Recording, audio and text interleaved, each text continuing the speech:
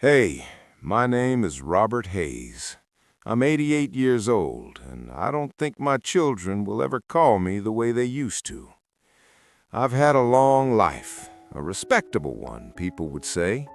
I built a small construction business from the ground up, paid off my house before I turned 50, sent 2 kids to college without asking anyone for help. And yet here I am, at 88, sitting in a quiet living room where the phone rarely rings. At my age, you stop pretending you don't know why. I'm not telling you this because I want sympathy. I'm past that. I'm telling you because when you get this close to the end, the truth starts to matter more than pride. Most evenings, I sit in the same brown recliner I've had for 20 years. The springs creak when I lean back. I keep the television on low, not because I'm watching it, but because silence has a way of getting too loud. The silence didn't always feel like this. When I was a younger man, silence meant peace. It meant I had worked hard enough that the house was finally still. Kids in bed, wife asleep, bills paid. I used to sit at the kitchen table late at night with a cup of coffee, feeling satisfied. I thought that was what being a good father meant. I married at 24. My wife, Linda, was softer than me, warmer. She laughed easily. I wasn't much for talking. My own father had been the same. He provided. He didn't explain himself. That was the model I followed. When our first child was born, I remember holding him and thinking, this is serious now. No room for mistakes. So I worked harder. I left the house before sunrise most days, steel-toed boots by the door, thermos in hand. I'd kiss Linda on the cheek and peek into the kids' rooms. They looked peaceful then, easy to love when they were sleeping. By the time I came home, it was dark. Dinner would be on the table. The kids would start telling me about their day, talking over each other. I'd nod, chew, ask about grades. I thought asking about grades meant I cared. If they said they were upset about something at school, I'd give them a solution. Stand up for yourself. Work harder. Don't let it bother you. I didn't see the way their faces would fall a little. I thought I was teaching them strength. I didn't understand they were asking for something else. On Saturdays, I often took extra jobs. Just for a few years, I'd tell Linda, get ahead while we can. A few years turned into decades. There was a school play my daughter invited me to when she was 9. She had one line, just one.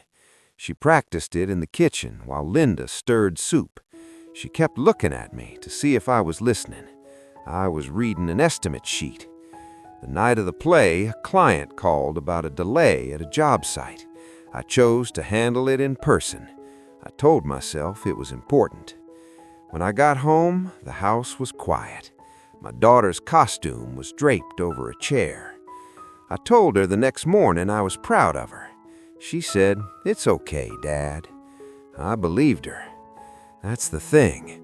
I believed them every time they said it was okay. When my son wanted to join a baseball league that required weekend travel, I hesitated.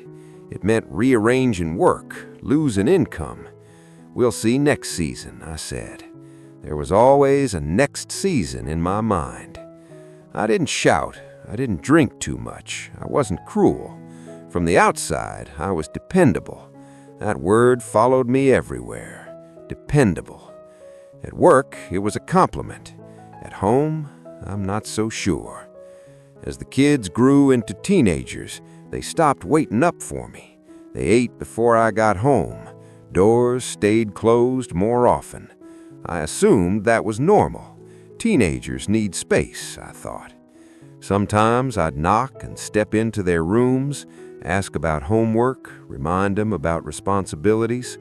Conversations were short, efficient. I told myself that was healthy independence. Linda would occasionally say, "They miss you." "I'm doing this for them," I'd reply. and I meant it. College came, tuition bills arrived, I paid 'em without complaint. When we dropped our son off at his dorm, he hugged his mother longer than he hugged me. I felt a small sting, but pushed it aside. He called his mother often that first semester. He spoke to me when I was nearby. I figured that was just how boys are. Years passed, weddings happened, grandchildren were born. I attended the ceremonies. I brought practical gifts, savings bonds, tools, things that lasted. I wasn't the grandfather who got on the floor to play. My knees hurt by then, and I didn't see the point. I'd sit in a chair and watch. Observing felt sufficient. Then Linda got sick. That's when everything shifted. Linda's illness was slow at first. Little things, forgetting where she put her keys, repeating a story she had told the day before. We laughed about it in the beginning, said it was just age catching up. Then it wasn't funny anymore. The doctor said the word I had been avoiding: dementia. I remember sitting in that office, staring at a framed certificate on the wall, while the doctor explained what would come next. I nodded like I understood, like I was prepared. I wasn't. The house changed after that, not all at once, just gradually. Linda, who had always filled the rooms with her voice, grew quieter. She would look at me sometimes as if trying to place me. Our children visited more often in the beginning. They were gentle with her, patient. They brought photo albums and sat beside her on the couch. I stood nearby, unsure of what to do with my hands. One afternoon, I heard my daughter in the kitchen with her mother. She was speaking softly. "It's okay, Mom. I'm here." Those words stayed with me. I couldn't remember the last time I had said something like that to my own children. As Linda's memory faded, she began confusing timelines. She would ask where the kids were, meaning them as children. I would say, "They're grown now." She would look startled every time, as if she had missed something important. In a way, we both had. When she passed, it was in the early morning.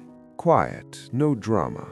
I was holding her hand, and then I wasn't. After the funeral, the children stayed for a few days. The house was full again, briefly. Laughter mixed with grief, stories shared at the table.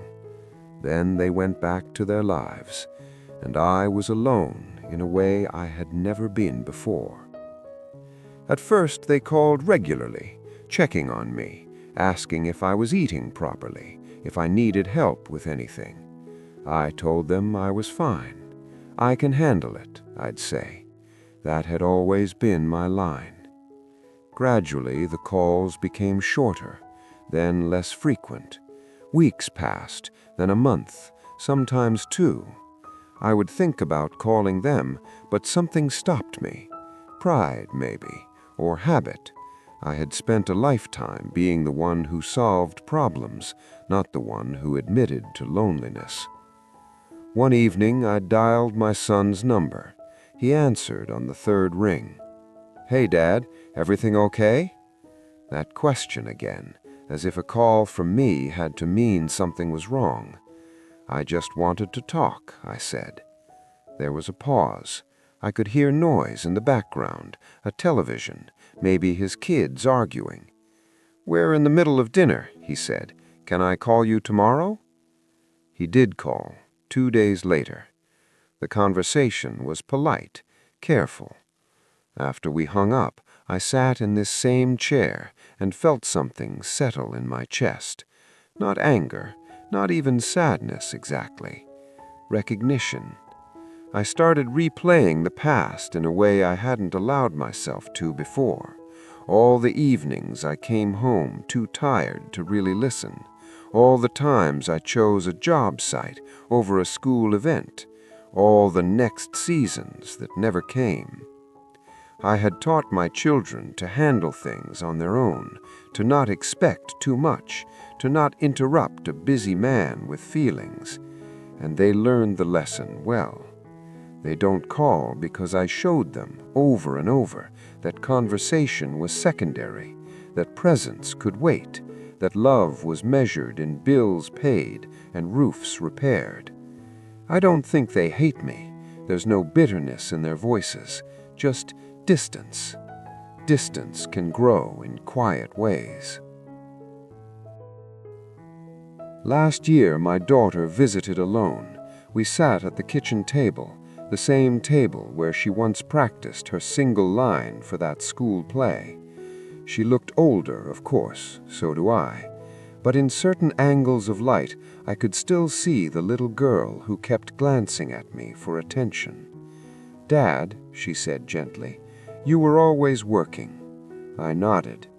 "We knew you cared," she continued, "but sometimes it felt like there was no room for us unless everything else was finished first." I didn't argue. There was nothing to defend. She wasn't accusing me. She was explaining something I had refused to see. There's no dramatic ending to this story, no big confrontation, no final apology that fixes everything. Time doesn't bend that way. I've told them I love them, more in the last few years than I did in the first 40. The words feel unfamiliar, but I say them anyway. Sometimes they respond warmly, sometimes distractedly. I don't blame them. If you're listening to me now, I won't tell you what to do. I spent too many years giving instructions. I'll only tell you what I've learned at 88. Provision is not the same as presence. Silence, repeated often enough, becomes a wall, and walls, once built, are hard to take down. I assumed there would be more time, more games to attend, more conversations when work slowed down, more chances to say the things that felt unnecessary in the moment. Work slowed down eventually. The chances did not return. I don't know how many evenings I have left in this chair. The doctor says my heart isn't as strong as it used to be. That doesn't surprise me. When the phone rings now, I answer it quickly. I try to listen more than I speak. I ask about their days, not just their responsibilities. I'm learning late, very late. If this meant something to you, you can share your thoughts, not for my sake, for your own reflection. As for me, I'll sit here tonight like I do every night, the television low, the house quiet, understanding, finally, why the silence sounds the way it does.